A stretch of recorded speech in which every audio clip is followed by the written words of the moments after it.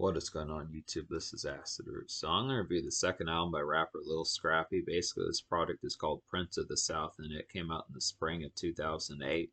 Thing about this particular product is just the fact that Lil Scrappy kind of had like a budget lowering after his late 2006 album Bred to Die, Born to Live. Now it's not a full blown, it's not lowering in terms of quality, but just the factoid of it kind of was is that Bred to Die, Born to Live was definitely a pretty excellent album. I gave the album like either a 10 out of 10 or like a 9.75, something within that relative pitch. But the thing about it was apart from like the hit single Money in the Bank, the other three singles just didn't chart as heavily, and it was kind of seen as like a relative, not so much like a slight, but just kind of a backfire of like a project, just in terms of the concept that it had a hit single to where at least the album came out, but it was just kind of the fact to it I think folks were expecting. I think it was supposed to be like the continuation. Like this was an album that was kind of, ushering in 50 Cent's G Unit South as far as trying to get G Unit back on track between Lil Scrappy and Young Buck, and then also trying to continue Lil Jon's Crunk sound, which was starting to kind of starting to die out a little bit by early 2007 as far as those pitches kind of happened. So Lil Jon was going to put out Crunk Rock in 2006, but it got delayed because the singles didn't chart heavily. So Lil Scrappy was kind of the conduit that was going to bolster those particular type things. It was a joint venture, but the album, while an excellent album, like I was saying, this was a definite classic album in terms of Southern hip hop and pitches like that. Did a lot of good things. Definitely recommend checking out the album if you don't know about it full blown. Some singles like Oh Yeah, Work, Money in the Bank, and some of those type ones. There were three singles that were pretty crunk oriented off of Bred to Die, Born to Live. But it's definitely a pretty excellent one. Had Young Jock, Young Dro on there, Bo Hagen, 50 Cent, and Eminem produced Speed on there. Just a ton of good stuff to really talk about, just in the affluence behind it. Plenty of excellent type stuff. Definitely is a classic in today's time, so it has, I suppose, just the impact of what it is. Just the fact that it just didn't have like the chart appeal. I feel like the concept between folks, between like East Coast typecast and the hip hop was dead, and just the album sales not really doing that well. I mean, maybe Bred to Die, Born to Live went gold, but it's just kind of the concept that it just underperformed. And I think the labels were kind of haphazard about that. But Lil Scrappy dropped this album, pretty good concept for that. This is another classic here, I'd say, despite the fact that the budget is lower. I really like the appeal of this particular product, full of like club bops and overall things like that. This is strange how crunk music kind of sounds way out in 2008, because it does attempt some of that within a relative sense. There's no Lil Jon beats on here, but I do like the production. There's this cat named Hollison Preach that does a pretty good job with some of this. Definitely like the concepts of it. Lil Flip is at least on here, and he was kind of somewhat washed up around this particular time by way out in 2008. He still manages to drop some good verses. And then J-Bo of the Youngbloods, the group The Youngbloods, is on here. So I remember this product from back in the day, but I just didn't listen to it back in those days, back in 2008, 2009, because I thought that Lil Scrappy was going to get back into the spotlight. I kind of felt like this was a haphazard type one. I said, well, how does he go from, songs with Young Jock, Young Dro, 50 Cent, some of those type folks getting Lil Jon beats, those sorts of things, to having this particular album where the only folks on there is just Lil Flip and Youngbloods. I thought he was going to bounce back. I was kind of in disbelief back in 2008, 2009 that his tenure in the spotlight had dried up so quickly. So I thought he was going to put out his next album and get back to charting again. But that was kind of the concept about it. Look, after he did drop Prince of the South 2 in 2010, but he did wind up putting out a better bolstered album in 2012 called The Grussel, which I think is a pretty nice one that had some charting singles on there. I want to say it had like 2 Chainz on there. But this is a good album, so don't pay attention if you are expecting songs like Money in the Bank or No Problem or some of Lil Scrappy's earlier hits, some of those type pitches. It's definitely might as well be a classic, and I'm going to give it a classic score as far as those pitches going to happen. Now, the unfortunate thing is, I'm not sure if there were singles off this particular product. If I had to guess, I'd probably say it was the song What's Up. That's a pretty nice one, and those are some definite nice ones. It definitely has the club orientation. I'm glad that Lil Scrappy at least steps out in this particular product. He has the budget on here. He at least has the drive to kind of get crunk a little bit and get turned up as far as those pitches going to happen. It's just vintage Lil Scrappy. Of course, if you're looking for something like Head Bussa, No Problem, some of those type pitches. If you missed the crunk Lil Scrappy that was in the Lil Jon days from late 2003, 2004, 2006, the Lil Scrappy that's just kind of in a more scrappy type mode and real, turned up and just ready to gnarl and throw chairs and stools and some of those type pitches. That's not really on here. He's a little bit more it's not so much the mature, it's just a little bit more kind of composed this time around, just a little bit more reflective, not so much in terms like the affluence, not so much in terms like the presentation behind it, but just the concept. It's just not as cagey this time, which is somewhat disappointing, just because Lil Scrappy calmed down. It's just kind of, it was just kind of concept about how that went. But yeah, so basically on the Spotify edition has 16 songs on here, which is the concept. So basically, on the version of the album that's on Wikipedia says that there's 17 songs. Which the reason behind that is just because there's some skits on here, like the song "Believe," which is 29 seconds, and "Take Advantage," which is 14 seconds. On the album that you purchase, which is probably in stores, there's probably skits on there. They're just like some ones. And then G's Up and Prince of the South are like the songs G's Up and Prince of the South, the title track, are more skit type songs that don't really have much. So it just narrows it. So basically, there's two extra bonus songs on here. One is A Shoddy, and then the other one is When I Grind. And then there's like an acapella song of You Trippin'. So it's just kind of the concept. But narrowing all that, basically, the concept behind it is on the Spotify edition, there's 12 songs on there. That's kind of the concept. There's 13 if you count the fact that What's Up is basically, it has another song on here called It's kind of a dicey project to kind of assemble, but basically just to say there are two songs on here that are repeat songs. So What's Up is a song, but then there's a song called What's Up, which is the same song. It just has a Youngbloods member on there. And then the song The World Is Mine is basically the same song with the same lyrics, just on a different production on the song When I Grind. So it's kind of a weird one. Don't know why Lil Scrappy did that, but there's just two repeat songs on here. Then there's actually like a third repeat song in the song You Trippin'. So it's kind of the concept. So slashing all those songs, that narrows it down to 12 songs that are actually original songs in some degree of a format. Yeah, actually it would be 11. So that's the concept. So there's 11 songs out of everything to recommend on here. And out of those 11 songs, I wound up recommending 10. But so it's just easier to say the two songs that I don't recommend. Like I said, it's kind of somewhat of a confusing project, but the repeat songs are kind of the reason why for that. So I just would have to say the one song I don't recommend on here would just be Faux Show, which is kind of the concept. This is like a ladies song that just was really kind of like a drowsy type one, just trying to be a little bit more like a late 2000s typical kind of MySpace type fare, but just didn't pull out the vibe as well. I feel like this the concept, it just felt like something like the amalgamation behind the show is just not quite as concise. It just felt like something a little Boozy or Webby would have done, just a worse variation of that. Just didn't really have the same appeal. I know Lil Scrappy can come up with better ones than that. He just did that better, a little bit, had a little bit more snap towards it on like Bred to Die, Born to Live, I'd have to say. But yeah, that's the only song out of all these I don't recommend. Now, the thing about it is, I don't recommend the You Trippin' acapella. I don't recommend When I Grind, the other song with Lil Flip, that I don't recommend the song When I Grind, which is basically the same lyrics as The World Is Mine. So it's this kind of concept. But basically, so basically 11 out of 12 songs on this particular project I recommend. Once again, the only song I don't recommend in any fashion is just the song Faux Show, like I was saying. So this album gets a 10 out of 10. Surprising hit just within some of these concepts, but it works. This is a very inspired Lil Scrappy, kind of him on like more of his Tech Nine type vibes, more folks like Tech Nine and Deuce and Cut Calhoun and some of those type folks like that.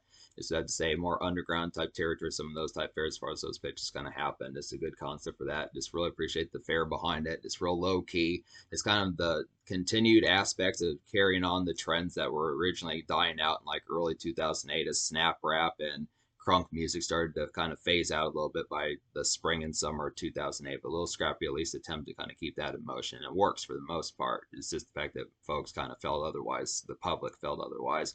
But What's Up is a pretty nice one. It's like a glimmering kind of ride out in summer evening haze of a song, I'd have to say. Is like a basic kind of vanilla nightclub commute, I would feel like. And it's like a fraternized song and a good song to drink up to. So this one just has the appeal, has like typical kind of late 2000s type fare. It just feels like a hustle song, but it's just like a basic kind of promo and vanilla club song to kind of get here. Just really appreciate the overall concept behind it. Real commercial bite behind it. It's just, you can tell that like the budget is just a little bit beleaguered behind it. I don't want to say beleaguered in terms of quality, but it just feels a little bit more, not so much dilapidated, but just kind of more swashed just within the aspect. It's kind of, and it's not even washed up because Lil Scrappy was inspired on here. It's just kind of constant. Just, I think the main theme about it is just more beleaguered and just kind of mildly forlorn just with an aspect, but it is a pretty good club type bop to kind of get here as those pitches started to happen. Just appreciate the concept and glad that Lil Scrappy managed to put out a project.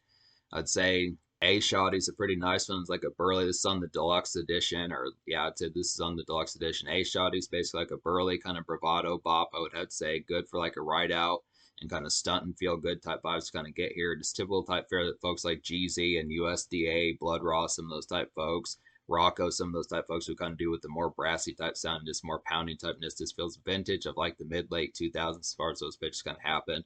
There's definitely like some good end of work shift excitement to kind of get just for getting ready to get tore up and just ditch the work shift, switch to flip mode, get some crunk going as far as those pitches kind of happen. Pick up like a box of beer, get some Crown Royal, some of those type pitches, call up the homies, get ready to chat with some chicas as far as those pitches kind of happen. Just some good concepts there. Another one that's pretty similar to What's Up is basically the song The World Is Mine. This has a little flip on there. This is a good concept of one. It's like a brooding kind of late 2000s pop rap hustle tune, I'd have to say. Sounds pretty similar to a lot of songs from like 2009, 2010, just that mixtape type fare when you think of folks that just kind of did that hustle type song with like the twinkling piano keys to something. Feels like a song off of Meek Mill's Dream Chasers, some of those type ones. It's really just get to the money, get type song, kind of get here to some evening kind of motivation, I would feel like, and it's just good for like some work shifter, I'd have to say. So it's a good concept.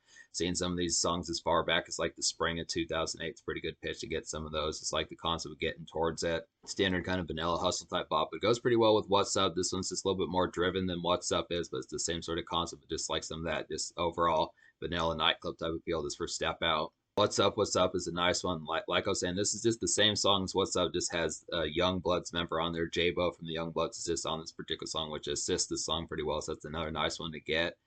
Like the A is a pretty nice one as well as some good concepts here. There's like a moody and kind of sludgy neighborhood traffic of a song, I'd have to say. It's like a pickup goodies and this kind of slumish urban out and about type tune, I'd have to say in particular. And this is just good for like a typical day.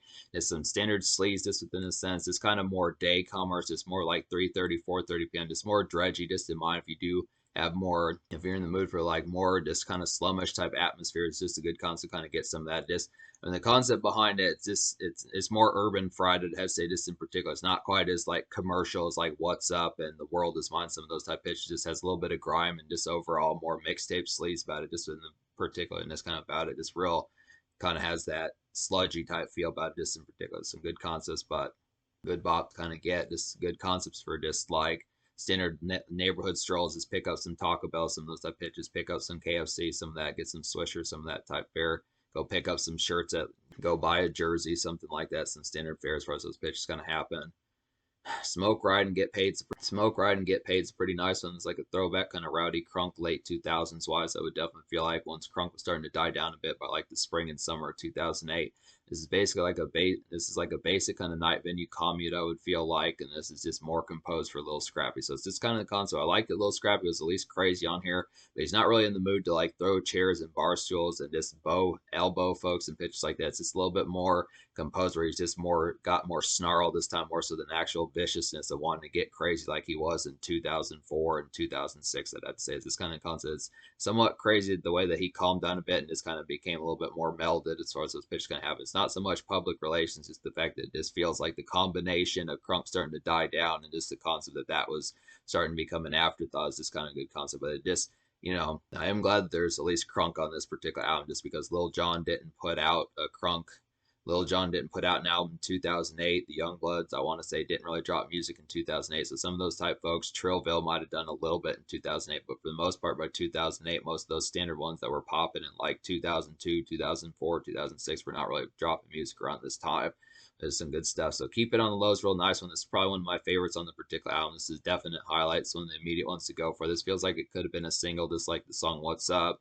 It's like a vintage kind of Lil Jon, similar snap rap club hopper. I would definitely feel like it's like a basic kind of turn up and dance craze. I would feel like good concept for that, and it's like a blitz kind of night to kind of get here. So there are some ones within that relative pitch. I feel like Smoke Ride and Get Paid, Keep It on the Low, and Move Something are all some standard snap rap type ones. This vintage Lil Scrappy, Lil Jon type stuff to kind of get.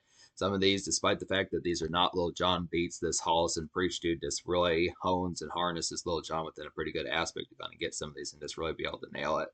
And maybe, let's say, Real Talking NT does a pretty good job with it as well. So it's just a concept there. But speaking of Move Something, this is a nice one. It's like an easy choice for a continued Crunk and Snap music single. I would definitely feel like probably could have been another single off this album. I would definitely feel like it's like a vintage kind of 2000s night turnip. I would have to say about this one. This one pounds pretty heavily. So a lot of these, if you do miss Lil Jon from 2006, the Snap Your Fingers days, some of those type pitches, the Money in the Bank type tone of Bred to Die, Born to Live. These are just continuations of that particular song, just a little bit beleaguered, a little bit less budget, I'd say, but full blown they still for rabid for just overall fans that particular subgenre, crunk and snap and some of those type ones, ringtone rap, some of those type pitches. It is on here to be able to say it, so I do appreciate these further. All Hundreds is a pretty nice one. It's like a glossy and gentle kind of snap club outs of a song. I would definitely feel like it's like some soft core kind of strip club noise. I would definitely feel like it's like a social kind of nightlife bite that this song particularly kind of has, but it's just in a more manila tone. This one is definitely some crunk music, just in a more just overall gentle type sense. It's the overall concept of just one that's for the strip club, but just not quite as ferocious and overall just feral. I'd say just more for boo in mind, just for going out in places like that. Just not just strip clubs, but just nightclubs in general. It's a little bit more game in mind. It's not so much of like typical kind of get tore up and make some noise and yell and scream and pitches like that, but just the concept of just an actual kind of flirt in mind, just a little bit of this aspect of this simping and stuff like that. I'd say a good concept. Basically, just like an R&B strip club type song, kind of get within that sense. Good concept for that. Throwing Up That's a pretty nice one. It's like an evening kind of early social night relief. I would have to say about this one. It's a good song to situate and get some drink. I would definitely feel like just an easygoing kind of steady mingle and jive. It's an easygoing kind of steady and mingle type song to kind of get here. And it's a pretty live song. Yeah, Throwing Up That is just some basic kind of night venue energy just within that relative sense. It's a good concept for some of those type ones. Goes pretty well with What's Up. A little bit more lambent type one, not quite as ferocious. I'd say it goes somewhat with All Hundred, some of those type pitches. It's kind of, I'd probably say that the energy I'm throwing up, that's more of like a 6.5 or a 7 out of 10 in terms of ferociousness, but it is some easy kind of noise to kind of have for just nights out and just particularly enjoying the ambience of it. So that's some pretty good concepts there. Trying to think of some other songs I haven't talked about on here. I don't think I've talked about You Trippin', so this is another nice one. This has a little flip on here. There's like a stock pounding kind of leftover crunk late day cruise out of a song. I'd have to say is definitely some energized kind of errands wrap up. I would feel like, and this is just kind of a crunk primer to kind of get some good concepts, get tore up, and just get ready to smoke some of those type pitches. This one has a beleaguered but relatively simple beat. This is just some basic kind of ringtone rap just to kind of get in particular. It's just a good concept, kind of see some of this out in the summer of 2008, just to at least see the attempts behind it. Makes me wonder how many folks remember this particular type project. It's just some good concepts kind of get here, because this is definitely some excellent stuff just within that pitch. Just continuations like hit sounds. It is unfortunate that Lil Scrappy didn't have like some singles that caught on or he was given much of a chance, or the fact it's unfortunate that Lil Scrappy didn't have some singles that caught on, or just the fact that he wasn't given much of a chance with this particular album. But I am at least glad that this album came out. I'm kind of glad. I kind of kicked myself for not fucking with this album back in the day, because this definitely would have been some good bops to kind of fucked with around that particular time. Just the concept of really paying attention to some of this, and it just basically is further kind of quality Lil Scrappy that just continued the trend of him having hit albums. Because I want to say I gave Lil Scrappy from 2004 a 10 out of 10. I think I gave Bred to Die, Born to Live like a 10 out of 10. So that's 10 out of 10s for Lil Scrappy as far as those pitches kind of happen. Despite the fact that this album feels somewhat dilapidated or afterthought, it's still an excellent type concept here. So that's the thing about it. So yeah, I think I talked about all the songs here as far as those pitches kind of happen with it. Just would have to say is this album gets a 10 out of 10. Once again, the only song I don't recommend is just Faux Show. The Soja score, that's kind of tricky. I think I'm going to give the Soja score like a 9.5 out of 10, just because of the fact that the quality is on here. There's plenty of good night outings and pitches like that, some work shift relief, just the concept of just being in that particular type mode, just within the sense of kind of getting towards some of these hustle type songs and money, getting some of those type pitches, getting the bills paid, the evening dredge, some of that type fare, but then also having some stunt relief. I just feel like there's just two combinations as to why the Social Score didn't get a 10 out of 10. I look after it for one thing, there wasn't a single, and it just felt like this was kind of more humdrum and like the promotion cycle of it, where it just kind of low key kind of came out, and if you knew about it, you knew about it. But then there's also the concept that there's also just the overall concept that Lil Scrappy was just a lot more laid back on this particular project, just a little bit more beleaguered. I just feel like the concept, he just did not have like the same ferocity. I mean, even if the lyrics depict otherwise, I just feel like in terms of the bite, in terms of something that would have been a little bit like, if you're once again, if you're expecting a song like Head Bussa, No Problem, Money in the Bank, Oh Yeah, Work, some of those type pitches, just Lil Scrappy, or the Police song that he did off of 2006's Bred to Die, Born to Live, just some of that more feral Lil Scrappy. It just felt like he is almost more okay and at ease with the concept of passing the torch to the next trends that were to happen just in 2008 and the early 2010s and some of those type pitches. 2008, 2009, the early 2010s, I'd say, which is kind of disappointing because he really was basically like a rookie on the scene just 3.5 years before this. So it's just kind of the concept about it. But I look after it, still some excellent concepts there. So 9.5 social. In terms of the future, like Lil Scrappy has put out a series of projects. He has plenty of mixtapes I'm gonna have to get to. I do want to review 2012's The Grussels and pitches like that. I do want to also review Prince of the South 2, which came out in the fall of 2010. Gonna get to some of those type pitches. Just have to see some of the ones that kind of came out in particular. I don't know as full blown in terms of like the absolute most recent stuff that Lil Scrappy's been up to, but there are some more projects to get to, and this is a classic. I just would have to say 3 for 3 for Lil Scrappy with these 10s here. Just what I'd say, it's just kind of, like I said, it's a beleaguered project, but it does have the crunk and snap and ringtone type variant. Just is pretty beefed up in terms of the quality and just overall atmosphere of just having like some nightlife, even if it is calmer.